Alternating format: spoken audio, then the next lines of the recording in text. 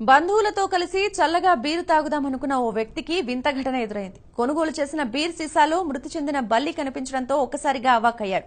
Hyderabad ఘట్కేసర్లోని NFC నగర్లో LB Nagar కు చెందిన విక్రమ్ రెడ్డి అనే వ్యక్తి 5 బీరు బాటిళ్లను కొనుగోలు చేశాడు. బంధువుల ఇంటికి వెళ్లి వాటిని ఓపెన్ చేస్తూ ఉండగా అందులో ఓ సీసాలో మృతి చెందిన బల్లి కనిపించింది. మందు ప్రియుల్లో కలకలం రేపుతోంది. శ్రీనివాస్ ఇల్కానింగ్స్లో ఉంటా మా అన్నయ్య వల్ల వచ్చిందని ఒక 5 బీర్లు తీసుకొని వెళ్ళాం. ఎన్ఎఫ్సి నగర్లోని గవర్నమెంట్ అవుట్లెట్లో ఈ బీర్లో ఈ రకమైనటువంటి ఏదో చనిపోయినది కనబడ్డది. వాళ్ళని వచ్చి అడిగితే గవర్నమెంట్ది, మాకేం తెలుసు, వాళ్ళే చేసినని అంటారు.